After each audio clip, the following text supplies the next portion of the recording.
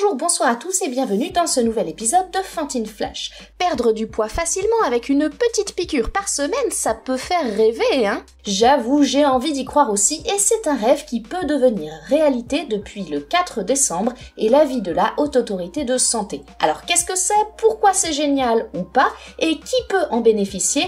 On décortique tout ça ensemble. Le sémaglutide est un analogue du GLP-1, initialement indiqué dans le diabète, qui s'administre par voie sous-cutanée en injection hebdomadaire pour réguler la glycémie et diminuer les complications de la maladie. Ça marche bien, très bien même, et cette classe médicamenteuse s'est peu à peu imposée dans le traitement du diabète qui ne répond pas aux premières lignes médicamenteuses. Mais très vite, on s'est rendu compte d'un effet pas forcément attendu, le sémaglutide fait perdre du poids, et surtout aux personnes obèses. Alors ce n'est pas miraculeux, mais tout de même, 5 à 10% du poids du corps, et quand on pèse 150 kg, ça peut tout de même représenter 15 kg, donc ce n'est pas rien. Ce qui a poussé la HAS, la Haute Autorité de Santé, à évaluer la place de ce médicament dans la perte de poids chez les personnes non diabétiques, et c'est de ça qu'on va parler. Premièrement, la HAS rappelle la définition de l'obésité comme étant un IMC, l'indice de masse corporelle, supérieur à 30 kg par mètre carré. L'obésité est une maladie complexe et la conséquence d'une multitude de facteurs génétiques, psychosociaux et comportementaux entre autres. Bref, c'est compliqué.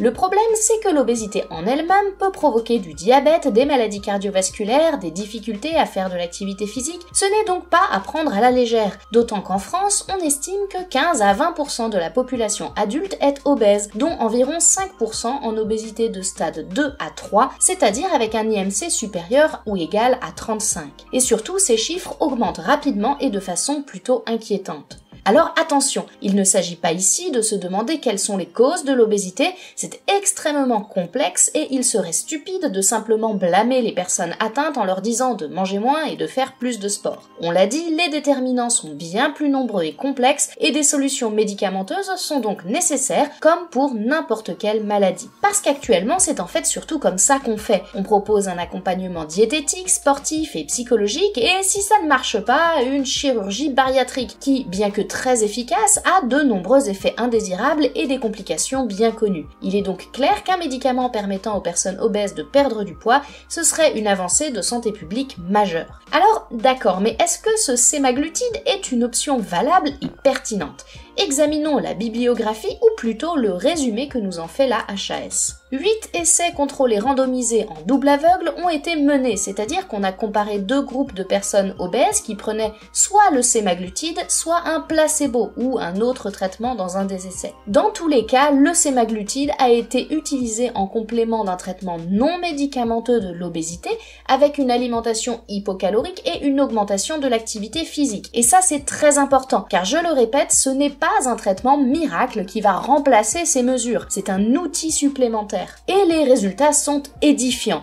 Au total, plus de 5000 personnes ont participé à ces essais sur des durées allant jusqu'à 2 ans, et la perte de poids est bien réelle, de 5 à 15% du poids de départ, soit 9 à 16 kg. Mais ce n'est pas tout, les études montrent également une diminution de la pression artérielle, une amélioration de la fonction physique et une diminution des complications cardiovasculaires. Et le sémaglutide semble faire mieux que son grand frère, le liraglutide, auquel il a été comparé dans une étude. Attention toutefois, car les études ont surtout inclut des personnes d'âge mûr avec des problèmes cardiovasculaires, donc si vous êtes obèse mais jeune et sans souci de santé, sachez que ces résultats ne sont pas tout à fait transposables à votre situation. Et problème majeur, dès qu'on arrête le traitement, la majorité des kilos reviennent. Et oui, l'effet du sémaglutide n'est que suspensif. C'est donc un médicament qu'il faut envisager prendre sur de longues périodes, voire à vie, malgré l'absence de données d'usage sur des données de plus de 2 ans. Et surtout, comme tout médicament, il a des effets secondaires. Alors en vrai, pas tant que ça. Ce sont surtout des troubles digestifs mineurs, des hypoglycémies et des complications oculaires liées au diabète. Mais ce qui compte au-delà de la perte de poids, c'est surtout l'impact sur les événements cardiovasculaires, et là le constat est sans appel, moins 20%. Et en prenant en compte l'intervalle de confiance, ça fait ça. C'est franchement chouette, et c'est à mettre en regard avec une augmentation de la qualité de vie des patients traités. Alors super, mais concrètement ça veut dire quoi ?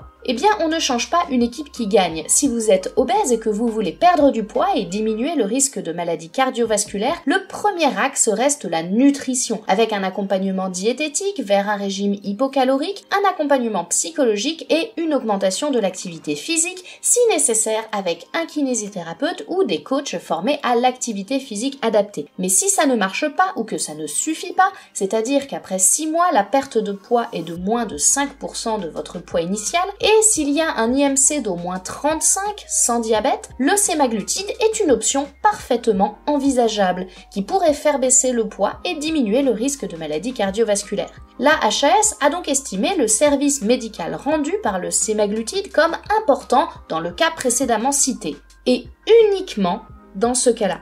Et oui, existe donc la possibilité de perdre quelques kilos facilement pour un simple surpoids, le sémaglutide n'a pas été évalué dans cette indication et n'a donc aucune raison d'être prescrit et encore moins remboursé. Le sémaglutide est donc désormais remboursé à 65% par la sécurité sociale pour les personnes ayant un IMC d'au moins 35 quand la prise en charge diététique n'a pas suffi. On estime que 1 à 2 millions de personnes pourraient bénéficier de ce traitement. En revanche, puisqu'il est utilisé en deuxième intention, il ne sera prescrit que par des médecins hospitaliers, endocrinologues ou nutritionnistes. Si vous pouvez être concerné, parlez-en d'abord à votre médecin traitant qui pourra vous orienter vers des spécialistes adaptés qui vous prescriront éventuellement des traitements médicamenteux au sein d'une prise en charge globale prenant en compte toutes vos particularités. Alors, le sémaglutide pour perdre du poids, miracle ou arnaque? Eh bien, petite révolution, mais à manier avec prudence. Dans tous les cas, l'obésité est une condition complexe qui nécessite, si vous souhaitez vous y attaquer,